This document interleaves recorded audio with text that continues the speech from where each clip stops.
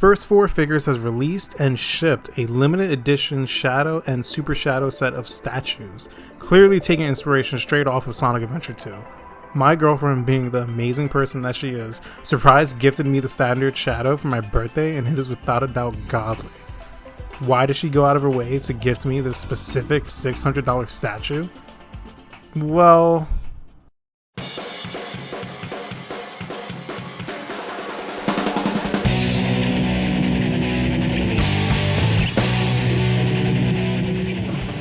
Sonic Adventure 2 Battle on the GameCube has always been one of my favorite games of all time. It was my first Sonic game outside of the original Genesis trilogy.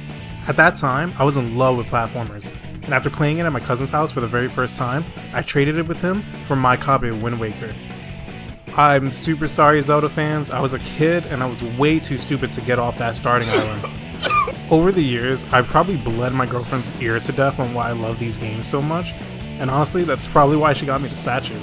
The game is fast, it's fun, and just downright what I believe to be a shining example on what the genre could achieve if done right.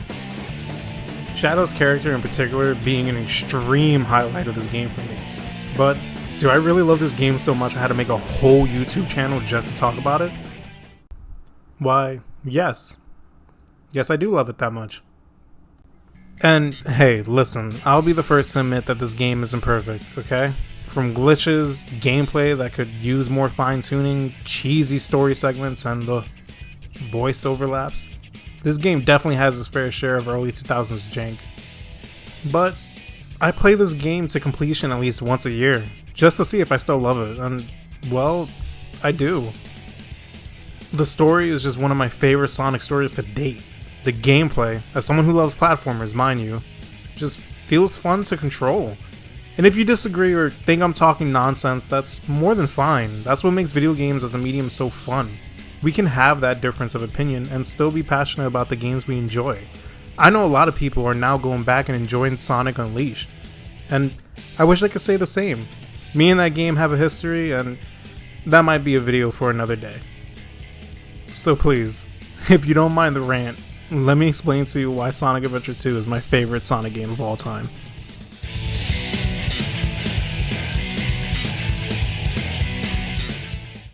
Sonic Adventure 2's story is pretty much divided into three sections: the heroes, the dark, and the last story being hidden behind the last story.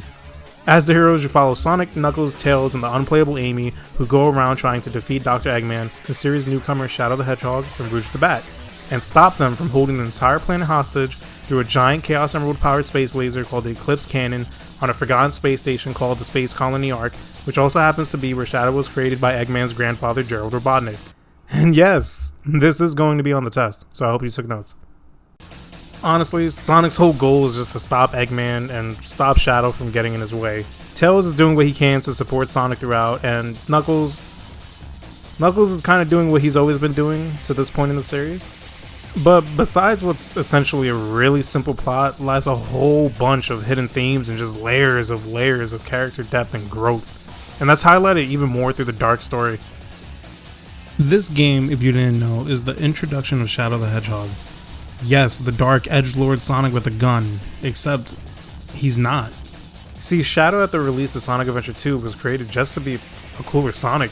Even going back to his original concept art, you can see that was always the intent. But in this game, Shadow is just nowhere near the depressed edgelord that people think he is.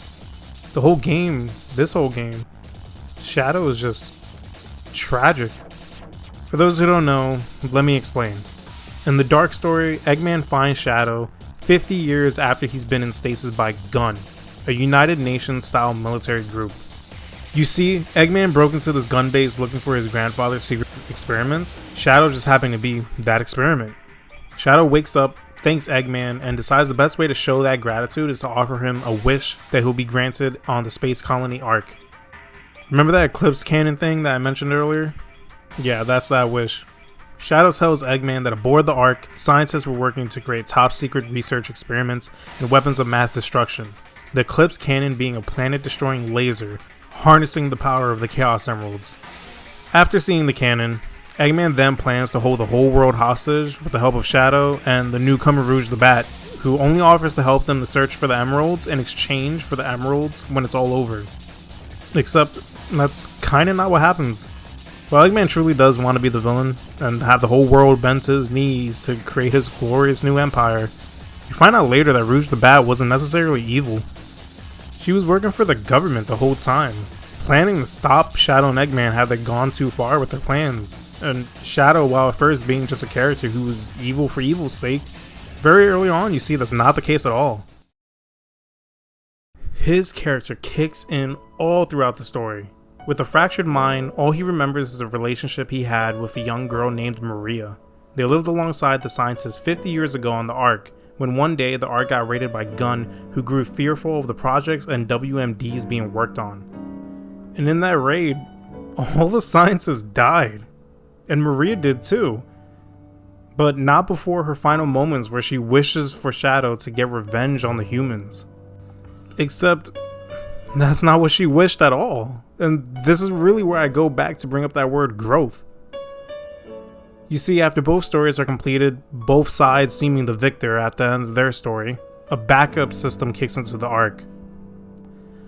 A planetary-wide video of Gerald Robotnik gets played on every screen on Earth, including the Ark, of his final moments before he was executed. There's a lot of death in this game that's rated E for everyone. Anyway, Gerald announces that for the price of killing his granddaughter, colleagues, and destroying all his research, all of you ungrateful humans who took everything away from me will feel my loss and despair. the Ark starts plummeting towards the Earth, endangering all of humanity, leading both Team Hero and Dark to unite against an even greater threat. All except Shadow. You see, Gerald's granddaughter was Maria, and he developed Project Shadow to be a cure for a disease she had called NIDS, which often gets compared to as AIDS by the fanbase. This game is rated E for everyone. Gerald Robotnik was the sole survivor of the Ark incident, and after being captured by Gunn, he let that hatred marinate into a plan to wipe out all of humanity. And this is why I love Shadow so much. Shadow was still holding on to Maria's death, and he refused to help anyone with what was happening. All until a conversation he had with Amy, who pleads for him that while humans can be selfish, they can have the capacity for good. And in that moment, he finally remembers the full context of what Maria said. Shadow, I beg you, please do it for them. Give them a chance. Shadow, I beg of you, please, do it for me. Maria! For all people who live on that planet, give them a chance to be happy. Let them live for their dreams. Shadow, I know you can do it. That's the reason why you were brought into this world. And honestly, it's actually pretty damn sad. And I'm embarrassed to say that as a kid, this used to get me to cry all the time. Shadow went through this whole game trying to carry out Maria's wishes, only for him to be wrong. And he had moments in this game where he had to question what he was doing. In that moment of clarity, this edgelord sheds a tear. Shadow then joins the fight just in time to fight the original Ultimate Life Form, the original Project Shadow, BioLizard. When BioLizard then uses Chaos Control to merge himself with the Ark to propel it even faster towards the Earth. Sonic and Shadow then use the emeralds that are aboard the Ark to turn super, they defeat BioLizard, and Shadow dies fulfilling his promise to protect the humans. Shadow grows so much as a character in this game, and it's no surprise that such a large number of people who play this game just absolutely love him, me included. Another great highlight of his was when Rouge was just straight up gonna die halfway through the Dark story. Shadow was just gonna leave her to her fate, but after remembering Maria, he decided to save her. Even when he was at his most evil, there was still good in him. His entire arc throughout this game is just really likable. So yeah, clearly I have a bias towards him, but honestly, it's all about him in this game, so could you really blame me? I haven't talked about it much, but that's not to say the other characters don't show that same level of growth. In fact, I believe next to Shadow, Tails shows growth we haven't seen in him in decades. All throughout Adventure 1, Tails was pretty much just taking his first steps to step outside of Sonic's shadow. And throughout Adventure 2, you see him taking those steps again and doing more things on his own. At the end of the Hero Dark story, there's a moment where Tails comes up with a plan to use a fake emerald to disrupt the Eclipse cannon. On the dark side of the story, Eggman knows that the emerald is fake, but he still holds Amy at gunpoint while he goads Sonic into bringing the fake emerald. When Sonic arrives,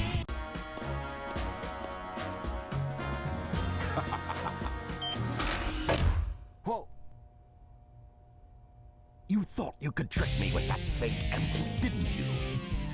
So, how did you know it wasn't the real one? Because you just told me, Fox Boy. Tails accidentally blurts out and confirms Eggman's suspicion. It's a wild scene when you just think about the context of it. Eggman wins in that very moment. And what happens next? I'm counting on you, Tails. Amy, take care of yourself. Farewell, Sonic the Hedgehog.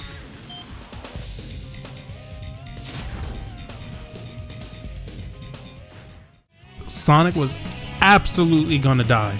Amy cries, Eggman mourns the loss of an adversary he's had for God knows how long, out of respect. And what does Tails do? Sonic! Sonic asked me for the first time to do something for him. I won't let him down. I won't give up! Tails doesn't cry, he doesn't mourn, he just straight up owns that L and right then knows he has to be the one to stop Eggman right there, right then. This little fox turns into such a badass in this moment, and it's such a shame that we haven't seen this side of him in any game recently. There's a lot more to tell about the story, and I could definitely dive into it much more, but I figured I'd just get through my personal highlights. This game shines and just has depths that's really hard to find, especially in this genre. And yeah, could I be looking too far into a game that's rated E for everyone? Hell yeah, I absolutely can be. But at the same time, Of you ungrateful humans who took everything away from me will feel my loss and despair. and that's definitely not to say the story itself doesn't have its faults. This game tends to be too subtle at times, example being Maria's NIDS not even being mentioned in game, but besides that, due to localization, some of the cutscenes are just really poor. You're not even good enough to be my friend. Characters constantly cut each other off, and some cutscenes come off as just cringy and would absolutely get memed to death if they were to happen now. But it's still a fairly good story, especially with Shadow's character arc. So I covered why I think the story is pretty great, but how does it play? Oh boy, the gameplay. I've mentioned before that I'm a fan of the platformer genre, so just keep that in mind. Sonic Adventure 2's main game is mainly divided into 3 distinct gameplay types. Sonic and Shadow's speed missions are by far my favorite, just classic platforming at its best. Running through city streets, rail grinding through mountains, it just all feels fun and exciting. The pacing in all of them feel great. Maybe Crazy Gadget is my personal stinker, but they can't all be winners.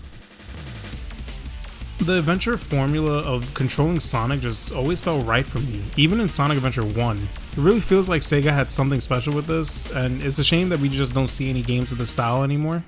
For Knuckles and Rouge, you have treasure hunts, where you're running around a level trying to find 3 pieces of the Master Emerald, sometimes keys, and in one instance with Rouge, you're even tasked to find the Chaos Emeralds. These missions have always felt really good too. Definitely not to the level of the speed missions because they were always just a little bit more restrictive in comparison, but missions like Pumpkin Hill and Meteor Herd are definite highlights for this mission type. The range of freedom you get to explore these areas in search of randomly spawned shards make it so you're never going to see everything on your first run. As for Tails and Eggman, they have what I'd call action rail shooters. It's the weaker of the 3 gameplay styles, but they're still fun in their own way. These missions are in no way bad, mind you, just when compared to the other 2, they're okay. They revolve around getting from point A to B just like the speed missions, but because now you're in control of a clunky mech, you have to jog and glide your way to point B. Hey, but at least they give you a gun, so now you get to constantly have doors in your way that need to be opened by destroying nearby enemies or objects. Problem is that after the first level, this gets old really quickly. Like, really quickly. And unlike the other characters, platforming in this game style is just, yeah, not as fun. Though this game can be linear at times, like any good platformer, it definitely rewards exploration. Each level in this game has a power-ups for that specific character, some even requiring you to come back later, and you can even find rare animals for your Chao. I'll definitely talk about that in a bit. One of the strong points of the gameplay, just overall, is without a doubt the level variety. No two levels ever feel the same, and it's due to two things. One, the story is constantly moving from one location to the next, making it so even if a mission takes place close by on the in-game map, you're still in an entirely new area. Greatest example being Meadow Harbor and Green Forest, both taking place on a gun-based island, but sharing zero visual similarities. And two, the obstacles are just never the same. Final Rush and Final Chase being great examples of this. Rush and Chase are the last missions for Sonic and Shadow respectively, and both share the same setting of open space right outside the arc. But they look, and more importantly, play completely different. Sonic's level focusing on insane speed, rail grinding, and intense platforming, all to sabotage the arc's cannon from firing, while Shadow's level focuses on tighter platforming and utilizing rotating anti-gravity platforms to try to cut Sonic off. Hell, if you look closely, they sometimes even share the same exact surroundings, yet they're different. Every set of rivals have this variety, Knuckles and Rouge being another example of this, with Death Chamber and Egg Quarters being their pyramid-themed levels of this.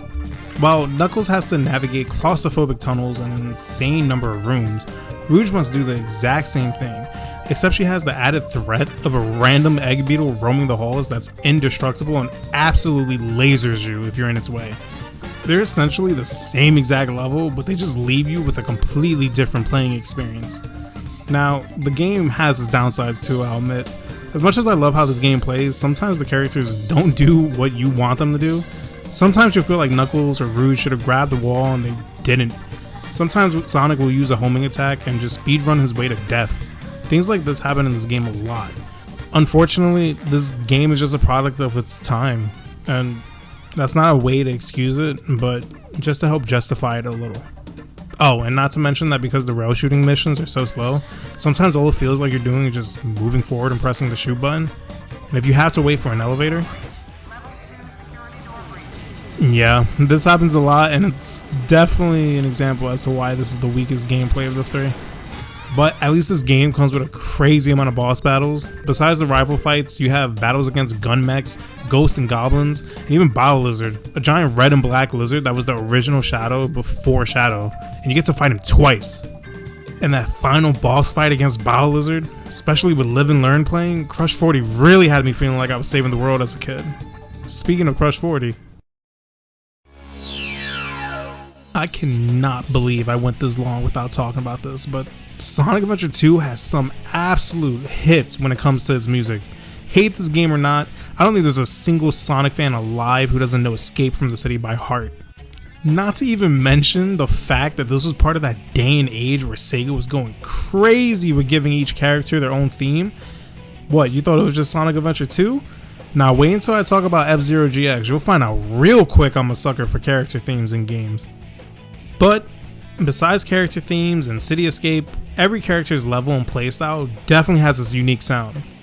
Sonic's music is super quick, fast rock and highlights his carefree personality.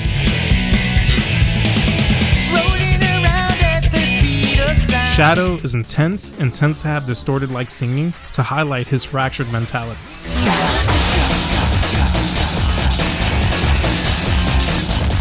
Knuckles has the overall most well-rounded set of songs, all stylized on rap.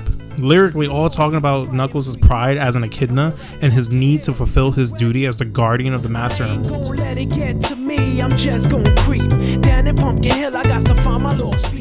Rouge's music is light and almost playful, with female lyrics and scenes to highlight her overly feminine, borderline flirtatious personality.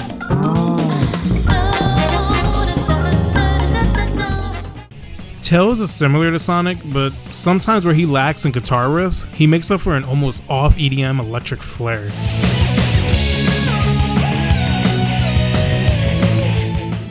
And Eggman, being the big brain mechanical scientist that he is, leans even heavier into the electrical EDM side of things.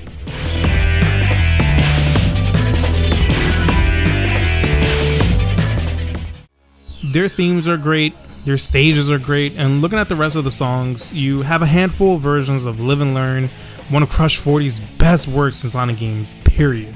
Especially when you hear the riff playing through the transformation scene. Even all the boss music is good, especially Battle Lizard's original theme Supporting Me. There's a reason why they had to bring that song back for Sonic Forces. Shout out to Masters of the Desert, King Boom Boom's and Egg Golem song. That used to give me nightmares as a kid, especially when you would combine that with King Boom Boom's laugh. Still creeps me out.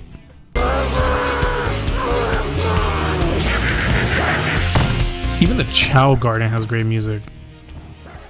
Oh yeah, the Chao Garden.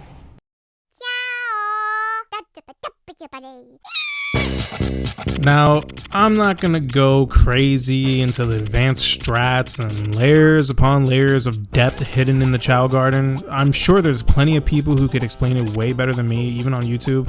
And for as much as I played this game, the Chao Garden was just never something I was crazy about. But with that being said, I'd still call it a highlight. The Chao Garden is an extra mode that basically boils down to an offhand Tamagotchi pet simulator. All the enemies you defeat in the game drop these things called Chaos Drives, whose colors are representative of a stat you can increase for that Chao. After every mission, if you collected a key, you can come visit the garden and level up your Chaos using the drive you have. You can even feed them animals to give them unique stats and physical traits. Remember the rare animals you can get from exploring? Why not turn your Chao into a phoenix? Yeah, it always bothered me how dead the animals looked afterwards, but you can do it.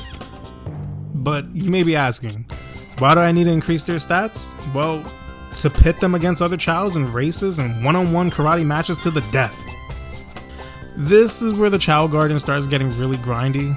All the stats you give your Chaos are used to then have your Chaos compete in these competitions. There's different difficulties to the stages, and the whole point is to make the ultimate Chao who's unstoppable at everything they do, or you can make a bunch of Chaos who specialize in a unique stat. It's really your call, and this side mode is absurdly polished for something that is just a side mode. I can appreciate this greatly. It would have been really easy to give us a story mode and call it a day, but Sega really went above and beyond to load this game with content. This is highlighted even more with the fact that each level in the game has 4 other different missions to help spice up the replayability. Find the Chao was always one of my favorites. Game doesn't even give you a hint, and I remember as a kid there were just some levels that had me stuck. There's also a cart minigame based off of these 2 missions in the main story, and they're okay. It's not that it's bad, it's just not that good either. Lastly, there's a battle mode that's filled with a bunch of characters you can only play in this mode, including Chaos, Amy, and goddamn Metal Sonic! You essentially just play the story missions, but with a second player, and it's a race to see who can complete the level or find the emerald pieces first. Unless you're doing the Tails Eggman gameplay. Riveting, isn't it? I could really appreciate this multiplayer, especially since we barely ever get anything like this in this genre.